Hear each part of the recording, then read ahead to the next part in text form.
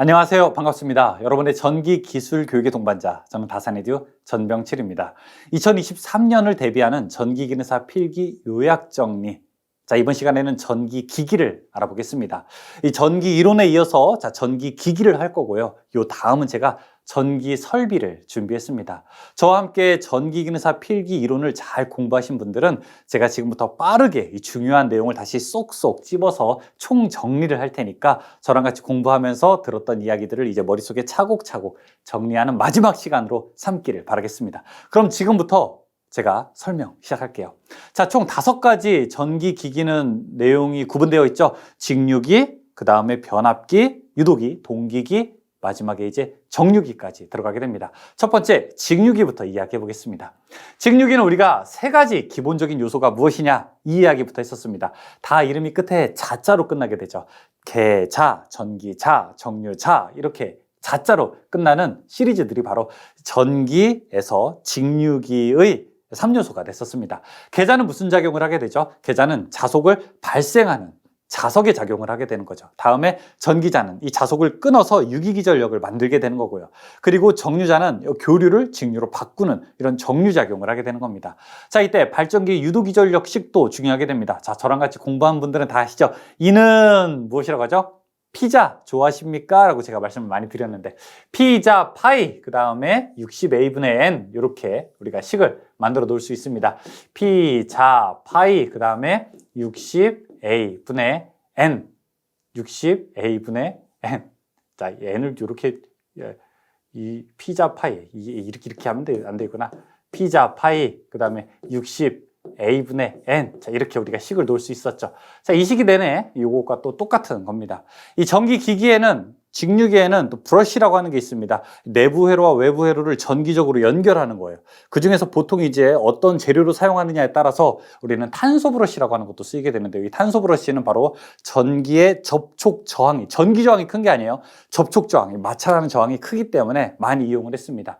전기자를 어떻게 감느냐에 따라서 우리가 중권과 파권으로 나누게 되었는데, 중권, 파권은 우리가 전기자의 병렬 회로수, 병렬 회로수가 이제 중요하게 됩니다. 중권은 극수 P와 같게 되는 거고요. 파권은 이 병렬 회로수 A가 항상 2개였었습니다. 그리고 우리가 불꽃을 만드는 것이 방지하기 위해서 균합고리, 이 고리 환자를 써서 균합환이라고도 하게 되는데, 균합고리를 설치하게 되는 겁니다. 전기자가 이 계자에서 만들어지는 자속과 전기자에 흐르는 이 전류, 자속이 영향을 미쳐가지고 안 좋게 되는 것을 우리가 전기자 반작용이라고 하게 됐습니다. 즉, 전기자 권선의 이 전류 때문에 이 계자 전류가 감소하게 되는 것을 우리가 전기자 반작용이라고 이제 부르게 되죠. 어떤 작용이, 어떤 영향이 있을까요? 이 중성축이라고 하는 게 이동을 하게 되고요.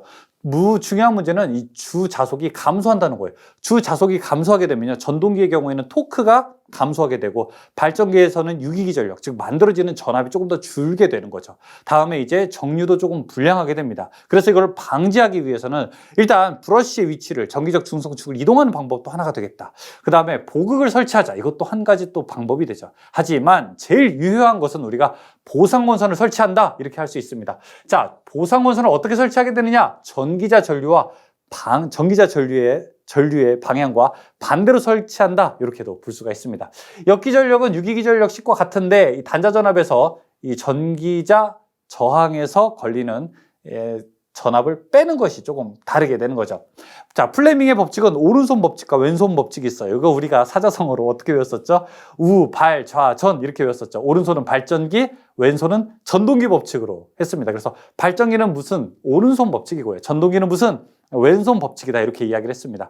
전동기의 속도는 이렇게 phi v-ia-ra로 나타낼 수 있으니까 전동기의 속도를 제어하는 방법은 총 3가지로 놓을 수 있게 되는 거죠. 첫 번째, 요 phi를 조절하자라고 하는 것이 바로 계자 제어법, 보통 우리가 정출력 제어법이라고 하게 되고요. 자, 두 번째, 이렇게 v를 제어하게 되자. 그럼 이거 전압 제어법이라고 하게 되고요. 전압 제어법이 가장 광범위한 속도 제어를 할 수 있는 것이 바로 전압 제어법이 되는 거고요. 다음에 RA를 바꾸자라고 하는 것은 우리가 저항 제어법이라고 하게 됩니다. 근데 RA, 저항을 바꾸는 것은 이 손실이 너무 많아서 사실은 권장되지는 않습니다. 보통 최근에 가장 많이 쓰는 방법은 저 V를 바꾸는 방법이 되게 되는 겁니다. 그러면 세우는 방법, 스탑하는 방법은 무엇이 있을까요? 발전제동, 그 다음에 회생제동, 그 다음에 역상제동, 보통 세 개가 있게 되는데 이 중에서 전기를 다시 되살리는 거, 이걸 우리가 회생제동이라고 부르게 되는 거죠. 다음에 이제 효율도 중요하게 됩니다.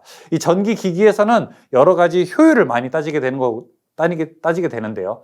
일반적인 효율은 우리가 입력분의 출력을 나타내게 됩니다. 그런데 그거는 다 전기적인 입력, 전기적인 출력일 때는 그렇게 구할 수 있어서 이걸 우리가 실측 효율이라고 부르게 됩니다. 하지만 이제 전기에서는 발전기나 전동기 이렇게 조금 더 경우가 다르기 때문에 발전기는 전기적 차원이 출력되는 거라서 출력이 이렇게 두 번 나와야 되는 거고요. 전동기는 전기를 집어 넣는 것이기 때문에 입력이 이렇게 두 번 나오게 되는 겁니다.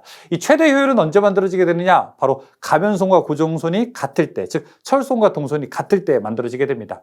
여자의 방식에 따라서 우리가 발전기는 타해자 발전기냐 아니면 자해자 발전기냐 나눌 수 있게 되는데, 타해자 발전기의 가장 큰 특징이라고 하는 것은 잔류자기가 없어도 발전이 가능하다는 거죠. 왜? 외부에서 자기를 계좌를 동작시킬 수 있기 때문에 그렇습니다. 곡선이 몇 개 있어요. 이때 첫 번째 외부 특성 곡선, 바깥에서 관찰하는 거, 부하 전류와 단자 전압을 관찰할 수 있고요. 무부하 특성 곡선, 부하가 없이 관찰할 수 있는 거, 계좌 전류를 올렸을 때 전압이 어떻게 바뀌게 되느냐, 이걸 우리가 무부하 특성 곡선이라고 부르게 되는 거고요. 수하 특성이라고 하는 것은 차동 복권 발전기가 용접용 발전기로 사용되게 되는 가장 큰 특징을 나타내게 되는데, 자, 여기가 이제 전류고 전압이게 될 때 이 전압이 쭉 내려가게 되면은 전류가 일정하게, 너무 커지지 않고 일정하게 되는 특징, 수직으로 낙하한다고 해서 이걸 우리가 수하 특성이라고 부르게 됩니다. 바로 용접용 발전기에서 사용을 하게 되는 거죠.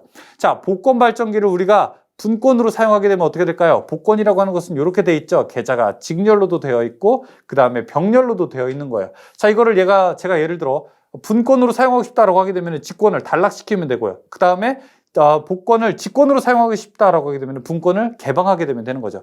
다음에 이제 평복권 발전기나 과복권 발전기도 있는데, 평복권은 무부하 전압이랑 그 다음에 전부하 전압이 같은 거고요. 과복권은 전부하 전압이 무부하보다 오히려 더 커지게 되는 거예요. 이걸 우리가 이제 과복권 발전기라고 부르게 됩니다. 직류 발전기의 병렬 운전 조건, 직류 발전기가 여러 개를 놓으려면 어떤 조건이 같아야 될까요? 당연히 이제 전압이 같아야 되겠죠. 그 다음에 극성도 같아야 되고 외부 특성 곡선이 거의 같아야 된다, 이런 이야기도 하게 됩니다. 복권 발전기의 병렬 운전을 할 때 안정적으로 하기 위해서 균합선이라고 하는 걸 사용을 하게 되고요. 자, 이제 전동기로 한번 넘어가 보죠. 모터로 한번 넘어가 보게 되죠. 모터는 우리가 직권이냐 분권이냐 크게 두 개로 나눌 수 있게 되는데, 직권 하게 되면 꼭 알아야 되는 게 힘이 세다. 이 직권 전동기는 힘이 엄청 세다. 이것만 딱 기억하시면 아주 좋습니다. 이 토크가 전류의 제곱에 비례하게 되고, 그 다음에 토크와 속도는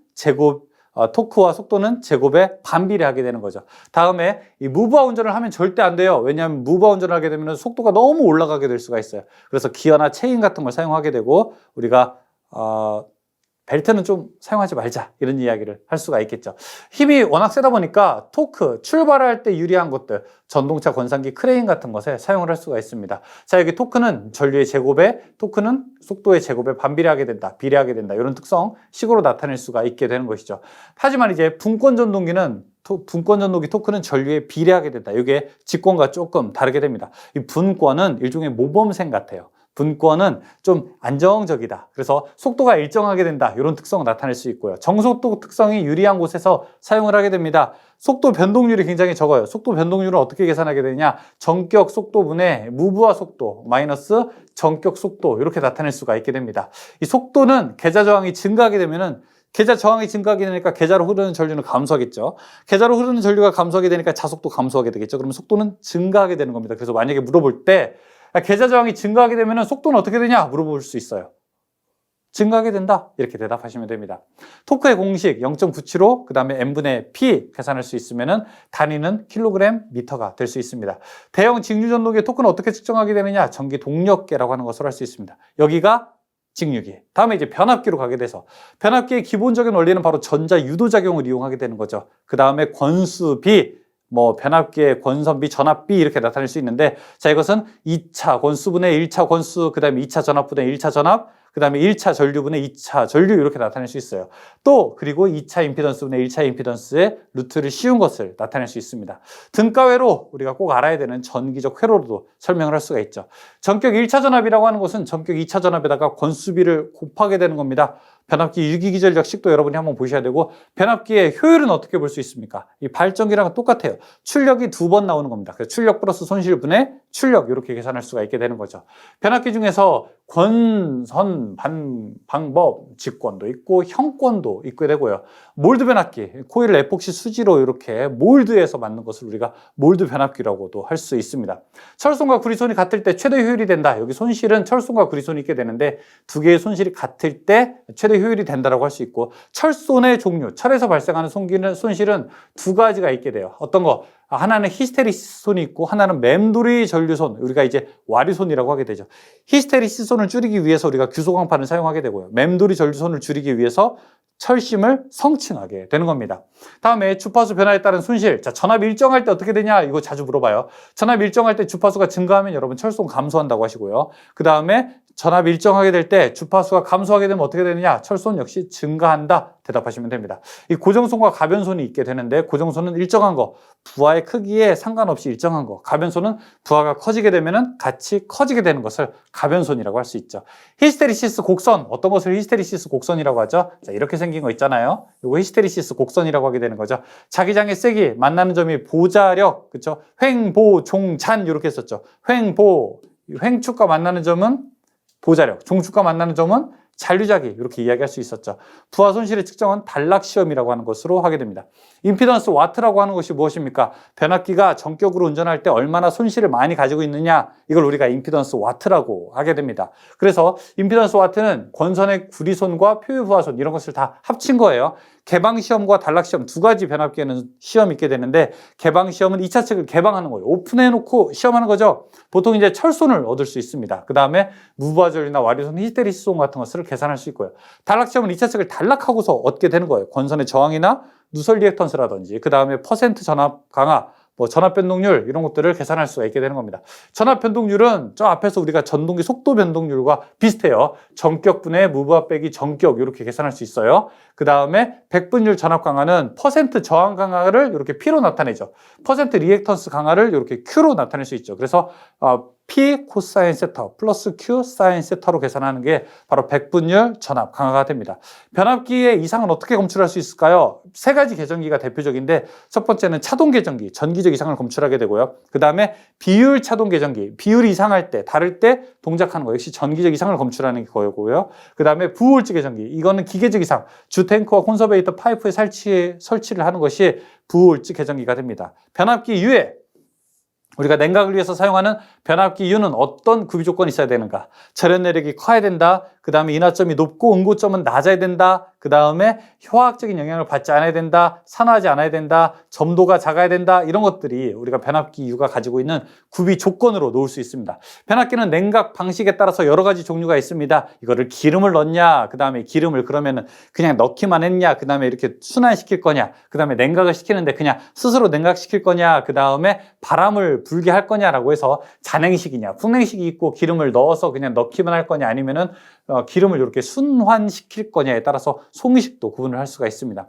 변압기에서 아크 방전 때문에 가장 많이 발생하는 가스는 수소가 있게 되고요. 변압기를 병렬 운전하는 방법도 있죠. 역시 직류 발전기와 마찬가지로 극성이 같아야 돼요. 그렇죠? 하지만 이제 변압기이기 때문에 두 개의 변압기를 병렬 운전하려면은 권수비, 즉 전압비가 같아야 됩니다. 그 다음에 임피던스가 전격 용량에 반비례해야 되고요. 그 다음에 변압기의 저항과 누설 리액턴스의 비가 같아야 된다. 이런 조건까지 할 수 있죠. 이 변압기의 결선은 YY 결선, 델타 결선, Y 델타 결선, VV 결선 이런 것들도 놓을 수 있습니다. 첫 번째 YY 결선은, Y 결선의 가장 큰 장점은 뭐냐면은 중성점이 있다는 거예요. 중성점을 접지할 수 있다. 그 다음에 두 가지 전압, 이렇게 상전압과 성간전압 두 개를 쓸 수 있다. 이런 장점들이 있게 되고요. 델타 결선이라고 하는 것은 혹시 변압기 한 대가 이상하게 되면 V결선할 수 있다. 이런 장점이 있게 되는 대신에 중성점이 없어요. 델타 결선은. 따라서 중성점 접지는 불가능하게 되는 거죠. Y 델타 결선 혹은 델타 Y 결선은 한쪽에 중성점을 접지할 수 있게 되는 거고요. 1차 측과 2차 측 간의 위상차가 30도만큼 틀어지게 됩니다. 다음에 이제 V결선이라고 하는 것은 이용률은 0.866, 변압기 한 대 이용률, 그 다음에 출력비는 델타 결선 세 대를 이용하는 것보다 0.577, 57.7%가 출력이 되게 되는 거죠. 이 V결선에서의 삼상 공급 전력은 루트 3에다가 한 대의 공급 전력을 곱한 것과 같게 됩니다. 3상에서 6상을 변환하는 결선도 있게 되고 3상에서 2상을 결선하는 거 스콧 결선, 뭐 T 결선, 우드브리지 결선 이런 결선이라고 부를 수 있습니다. 이 이외의 변압기로서 탭 전환 변압기라고 하는 것도 있고 단권 변압기라고 하는 것도 있어요. 다음에 이제 특수 변압기 용도로서 계기용 변압기라고 하는 것도 있고 계기용 변류기라고 하는 것도 있습니다. 계기, 즉 전압계나 전류계를 위한 거죠. 그 다음에 영상 변류기라고 하는 것들도 있게 됩니다. 변압기의 시험은 이렇게 반환부하법, 실부하, 그 다음에 등가부하법 여러 가지 종류가 있게 되고요. 변압기의 건조법, 말리는 방법들도 있게 돼요. 변압기가 이 얼마나 절연의 온도를 버틸 수 있느냐에 따라서 Y, A, E, B, 그 다음에 F 이렇게 종류로 나눌 수가 있게 됩니다. 하나만 기억하시죠. 여러분 2종, 2 물어보게 되면은 2 하면 숫자 2, 120도만 기억하세요. 2 하게 되면 숫자. 자, B종, B는 약간 이 1하고 3을 합친 것 같지 않습니까? 130 이렇게 기억하시면 됩니다. 자, 유도전동기의 이제 자개의 특성, 우리가 유도전동기로 넘어가게 되면은 3상 유도전동기는 이렇게 회전자개가 만들어지죠. 저랑 같이 공부할 때 회전자개 만들어지는 거 보셨죠? 단상 유도전동기는 회전하지 않고 왔다 갔다 해요. 그래서 이걸 우리가 교번자개라고 하게 되는 거죠. 유도전동기에서 회전하는 이 회전자는 사구 슬롯 만들게 되는데 그 사구 슬롯, 약간 슬롯이 이렇게 삐뚤어진 거예요. 그거는 우리가 소음을 줄이기 위해서 사용하게 됩니다. 유도전동기에서 동기속도 LS는 P분의 120F, 즉 만약에 극수가 4이고 주파수가 60이다라고 하면은 4분의 120 곱하기 60 하게 되면 1800 나오게 되는 거고요. 슬립은 동기속도분의 무브화 속도 빼기, 아니죠. 동기속도분의 동기속도 빼기 회전자 속도 이렇게 계산할 수가 있습니다. 무브화일 때는, 즉 동기속도로 회전할 때는 슬립이 0이 됩니다. 왜? N과 NS가 같게 되니까 0이 되는 거고요. 그런데 만약에 기동 시 회전자가 정지하고 있다 그러면은 NS는 N과 같게 된다면 슬립은 어떻게 됩니까? 이거 아니죠. 동기속도로 회전하게 될 때 다시 설명할게요. 동기속도로 회전하게 된다 그러면은 N이 NS와 같게 되죠. 그러면은 슬립은 0이 되는 거고요. 그 다음에 정지하고 있다. N이 0이 되는 거예요. 그러면 NS분의 NS니까 이때는 슬립이 1이 되게 되는 겁니다. 일반적인 전동기의 슬립은 0보다는 크고 1보다는 작게 되는 겁니다. 유도전동기의 슬립은 어떻게 할까요? 어떻게 알게 될까요? 회전계법이나 직류 밀리볼트계법, 수소계법, 스트로보법 이런 것으로 우리가 유도전동기의 슬립을 측정할 수가 있게 되는 겁니다. 유도전동기의 속도는 어떻게 되느냐? 1 빼기 슬립, 1 빼기 슬립이 효율이잖아요. 효율에다가 동기속도를 곱한 것으로 계산할 수 있습니다. 2차 주파수, 즉 회전자에 걸리는 주파수는 1차 주파수에다가 슬립을 곱한 것이 되는 거고요. 그 다음에 2차 동선도 2차 입력에다가 슬립을 곱한 게 되는 겁니다. 그래서 슬립이라고 하는 것은 2차 입력분의 2차 동선 이렇게 계산할 수가 있습니다. 다음에 이제 3상 유도전동기 말고 단상 유도전동기로 한번 넘어가 보죠. 단상 유도전동기에서 정역 운전은 어떻게 되느냐? 주 코일이나 보조 코일 둘 중에 하나의 극성을 바꿔야 되는 겁니다. 입력을 바꾼다고 해서 거꾸로 돌지 않아요. 여러분이 집에 있는 선풍기 이렇게 꽂았다가 거꾸로 꽂는다고 해서 선풍기가 거꾸로 돌아갑니까? 아니죠. 그쵸? 똑같은 거예요. 주 코일이나 보조 코일 안에 있는 둘 중에 하나의 극성을 바꿔야 됩니다. 콘덴서는, 아니죠. 이 단상 유도전동기는 스스로 출발을 하지 못해요. 그렇기 때문에 보조적인 장치를 달아야 되는데 그것에 따라서 우리가 이 단상 유도전동기는 콘덴서 기동형이라고 하는 것을 주로 많이 쓰게 됩니다. 콘덴서 기동형이라고 하는 것은 기동 토크를 얻기 위해서 콘덴서를 집어넣는 거예요. 그리고 농형 유도전동기의 속도 제어는 이런 식으로 하게 된다라고 하는 것이 있게 됩니다. VVVF는 Variable Voltage Variable Frequency라고 해서 전압도 바꾸고 주파수도 바꾸는 이런 유도전동기의 제어 장치가 되는 겁니다. 토크의 대소관계. 단상 유도전동기는 토크, 발생하는 힘에 따라서 반발 기동형, 반발 유도형, 그 다음에 콘덴서 기동형, 분상형, 그 다음에 쉐이딩 코일형 이렇게 나눌 수가 있습니다. 쉐이딩 코일형의 특징은 무엇이냐면 회전 방향을 바꿀 수 없다는 특징을 가지고 있게 됩니다. 다음에 이제 비례추기라고 하는 방법도 있죠. 비례추기라고 하는 것은 뭐죠? 용형 유도전동기 말고 권선형 유도전동기에서 사용을 하게 되는 거죠. 권선형 유도전동기에서 2차 저항이 증가하게 되면 슬립 증가하니까 이때 속도 감소하고 결국에는 토크가 올라갈 거다. 어느 시점에서 최대 토크를 얻을 것인가에 대한 것이 바로 비례추기가 되는 겁니다. 그런데 이 비례추기 방법은 최대 토크의 크기를 내가 원하는 것으로 바꾸는 건 아니에요. 최대 토크의 시점을 바꾸는 겁니다. 그래서 비례추기는 최대 토크는 일정하다 이렇게 대답을 할 수가 있습니다. 비례추기를 할 수 있는 것과 할 수 없는 것들이 있어요. 비례추기를 할 수 있는 것, 보통 우리가 1차 전류라든지 역률이라든지 1차 입력 이런 것들을 설명할 수가 있습니다. 전동기의 출력은 단상일 때는 VI 코사인 세터, 다음에 3상 유도전동기일 때는 루트 3 VI 코사인 세터로 놓을 수가 있습니다. 자, 토크는 유도전동기에서는 전압 제곱에 비례하고요. 동기전동기는 전압에 그냥 비례하게 됩니다. 이 농형 유도전동기 기동법은 뭐가 있을까요? 대부분 그냥 용량이 5kW 미만일 때는 전체 전압을 한 번에 겁니다. 이걸 우리가 전전압 기동법이라고 하게 되고요. 5에서 약 15kW 사이에서는 우리가 Y 델타 기동법을 보통 많이 쓰게 되죠. 그것보다 용량이 좀 크게 되면은 리액터 기동법, 그 다음에 기동 보상기법을 사용할 수 있습니다. 권선형 유도전동기에서는 우리가 2차 저항 기동법을 많이 쓰게 되고요. 2차 여자법이라고 하는 것도 있고, 비례 취할 수 있는 것 없는 것 여기 나와 있게 되고요. 원선도 작성할 때 필요한 시험, 무브와 구속 시험, 고정자, 권선 저항 측정 이런 것들도 있게 됩니다. 동기발전기의 구조는 회전 계자형이죠. 즉 자석이 돌아가게 되는 것을 우리가 동기발전기의 보통 구조라고 할 수 있습니다. 동기 속도도 역시 NS는 P분의 120F라고 해서 유도전동기의 동기 속도와 또 같다고 할 수 있습니다. 이 동기 발전기의 주변 속도 V는 어떻게 계산하게 되느냐? D 직경 지름 곱하기 60분의 N에다가 3.14를 곱한 것과 같게 됩니다. 이 동기 발전기는 이 전기자 권선법에 보통 이제 전절권 대신 단절권을 쓰고 집중권 대신 분포권을 사용하게 되는데, 그런 이유는 뭐냐면 고조파를 제거하기 위해서 그렇습니다. 매극 매상당 슬로스라고 하는 것은 상에다가 극수 곱한 것을 총슬로스를 상극으로 나눈 것과 같게 되는 겁니다. 동기발전기의 병렬 운전을 하려면 뭐가 같아야 될까요? 일단 유도전동기래요.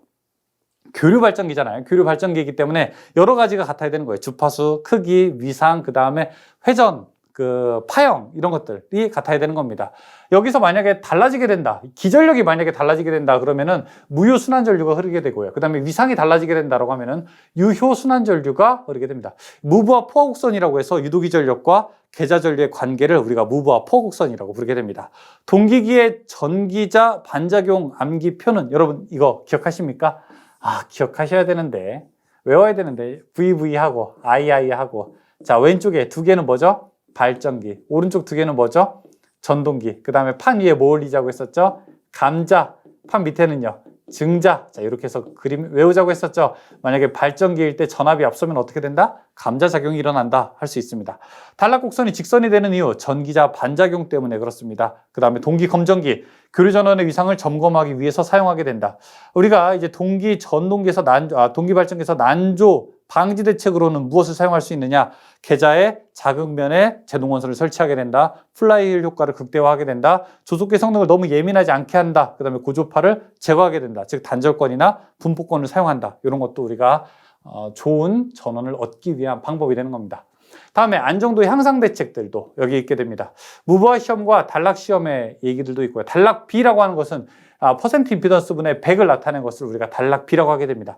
이 단락 B가 큰 것이 전기적으로 좋은 거예요. 그래서 단락 B가 큰 기계는 임피던스가 작아요. 좋은 말이죠. 임피던스가 작다는 거. 전기자 반작용이 작다는 거 좋은 말이죠. 전압 변동률이 작다는 거 좋은 말이에요. 전기적으로는 다 좋은 말이에요. 그런데 기계적으로는 조금 불리해요.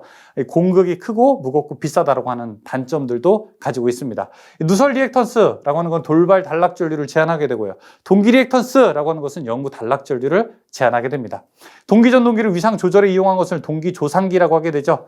동기조상기가 가지고 있는 장점은 뭐냐면은 인덕터나 커패시터보다는 진상, 지상 모두 다 보상할 수 있기 때문에 좋은 특징을 가지고 있게 되는 거죠. 여기 동기조상기의 장점이라고 놓을 수 있습니다. 자, 그 다음에 이 동기조상기는 이렇게 동기전동기를 무브화로 운전했을 때 계자 전류의 크기에 따라서 전기자 전류의 위상을 조절할 수 있게 되는 거예요. 진상이냐 지상이냐, 즉 과여자로 했을 때 부종료자로 했을 때 진지상을 조절할 수 있게 되는 거죠. 자, 이때 전기자 전류가 가장 작을 때 역률은 얼마냐? 코사인 세타는 1이다. 이런 대답도 할 수가 있습니다. 역률이 1일 때 전기자 전류는 최소가 된다. 그 다음에 과여자하게 되면은 무엇이죠? 콘덴서로 작용을 하게 됩니다. 그 다음에 부종료자로 하게 되면 뭐냐? 리액터로 작용을 하게 된다. 그래서 외울 때 이걸 우리가 불이 이렇게도 외웠습니다. 자기 여자라고 하는 거는 스스로 여자 되는 거예요. 이거를 방지하는 방법들도 있습니다. 동기전동기의 장점은 무엇일까요? 일정한 속도로 동작하게 된다는 게 가장 큰 장점이라고 할 수 있습니다. 속도가 일정하다라고 하는 거예요. 속도가 일정해서 좋은 거 뭐 있죠? 아변기, 분쇄기, 송풍기 이런 것들에게 유리하게 사용되는 게 바로 동기전동기입니다. 동기전동기는 근데 아쉽게도 혼자 출발을 하지 못하죠. 스스로 출발하지 못하기 때문에 두 가지 기동법이 사용을 하게 됩니다. 유도전동기법이 하나 있고 그 다음에 자기 기동법이 하나 있습니다. 유도전동기는 동기전동기의 극수보다 2극 더 적은 유도전동기를 이용해서 기동하는 거고요. 그 다음에 자기 기동법은 제동원선을 이용해서 기동하는 겁니다. 다음에 이제 마지막 정류기.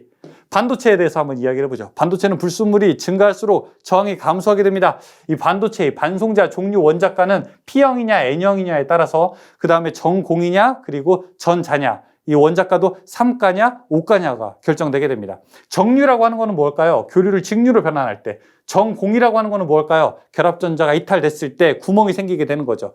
평활회로라고 하는 건 뭘까요? 커패시터를 이용해서 일단 직류로 출력됐을 때 이렇게 파형이 쭉 나오게 되면은 이 파형을 더 좋은 직류로 만들어주는 것을 우리가 평활회로라고 부르게 됩니다.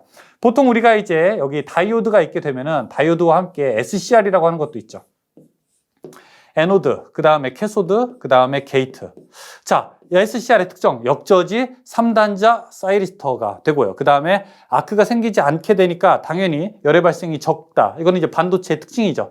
하지만 이제 반도체의 특징이다 보니까 과전압에 약하게 되는 거, 그 다음에 전류가 흐르고 있을 때 양극의 전압 강화, 완전히 도체가 된다는 겁니다. 이런 특징들을 가지고 있죠. SCR을 턴 온 시키려면 어떻게 될까요? 일단 양극의 브레이크 오버 전압, 그러니까 아주 높은 전압을 걸어주자. 극성과 관계없이. 그렇지 않고 일반적인 경우에는 게이트에 어떤 전류, 레칭 전류라고 하는 것을 걸어주게 됩니다. 에노드에 플러스, 그 다음에 캐소드에 마이너스를 걸고 그 다음에 게이트에 레칭 전류를 집어넣게 되면 턴 온 됩니다. 하지만 이제 턴 오프 할 때는요, 에노드에 마이너스, 그 다음에 캐소드에 플러스, 여기에 마이너스 플러스를 하게 되면 오프돼요. 혹은 유지 전류, 에노드에서 캐소드로 가게 되는 최소 전류보다 더 작은 전류, 그 최소 전류를 우리가 유지 전류라고 하게 되는데 이 유지 전류보다 더 작은 전류가 흐르게 되면은 완전히 오프가 되게 되는 겁니다. 레칭 전류, 여기 이제 게이트에서 흘리는 최소 전류라고 나와 있게 되고요. 그 이외에도 SCR은 턴 온은 할 수 있으나 턴 오프는 할 수 없어요. 따라서 우리가 이런 것을 우리가 보완해서 턴 온도 할 수 있고 턴 오프도 할 수 있는 게 무엇이 있을까? 자기 소호가 가능한 게 뭐냐라고 하게 되면 이걸 우리가 GTO라고 이제 부르게 됩니다. 역저지 3단자 소자인데 자기 소호가 가능하게 된다 이렇게 이야기할 수 있습니다. 그 이외에도 IGBT, 트라이액, SCS 이런 것들이 있습니다. 트라이액 이렇게 볼 수 있어요. SCR 두 개를 역병렬로 접속한 것과 같다. 자, 이렇게 SCR 두 개가 역병렬로 접속된 것이 이걸 우리가 이제 트라이액이라고 부를 수 있게 됩니다. 맥동률, 직류분의 교류분이 얼마나 많이 있느냐를 맥동률이라고 하게 되고요. 단상 반파, 단상 반파, 단상 전파, 삼상 반파, 삼상 전파에 따라서 우리가 교류를 넣었을 때 이 직류 출력 전압을 구할 수가 있게 되죠. 이 단상 반파일 때는 입력의 0.45, 단상 전파일 때는 입력의 0.9, 삼상 반파일 때는 입력의 1.17, 삼상 전파일 때는 입력의 1.35가 출력됩니다. 여러분, 이런 전력 변환 회로도 직류를 교류로 바꾸느냐, 교류를 직류로 바꾸느냐에 따라서 이런 그림 제가 이제 그렸었죠. 여기 교류가 있고, 직류가 있고, 다음에 여기가 교류가 있죠. 이 교류를 직류로 바꾸는 걸 뭐라고 하죠? 이거를 우리가 정류라고 하게 되죠. 그 다음에 직류를 교류로 바꾸는 거를 인버터라고 하게 되죠. 직류를 다른 크기의 직류로 바꾸는 거, 이거를 우리가 컨버터라고 부르게 됩니다. DC-DC 컨버터. 교류를 다른 크기의 교류로 바꾸는 거를 이거를 사이클로 컨버터라고 부르게 됩니다. 컨버터가 아니죠. 죄송합니다. 초퍼라고 부릅니다. 초퍼. 자, 이런 내용까지 여러분이 기억하시면 되겠습니다. 여기까지 여러분 전기기기의 요약집 내용이고요. 여러분, 이 제가 지금까지 강의한 내용을 혹시 다운로드, PDF 파일이라든지 자료로 다운로드 받아보시기를 원하신다면 몇 가지 방법이 있어요. 제가 이 영상의 설명란에 넣어 놓을게요. 첫 번째, 다산이드 홈페이지에서 자료실 전기기능사 필기에 오시면 되고, 두 번째, 저희 네이버에 카페가 있습니다. 전기 자격증 한 번에 합격하기 다산이드 공식 카페에 역시 전기기능사 자료실로 오시게 되면은 제가 이 내용들을 잘 올려 놓을 테니까 편안하게 다운로드 받아서 사용하시기 바라겠습니다. 여기서 강의 마치겠습니다. 수고하셨습니다.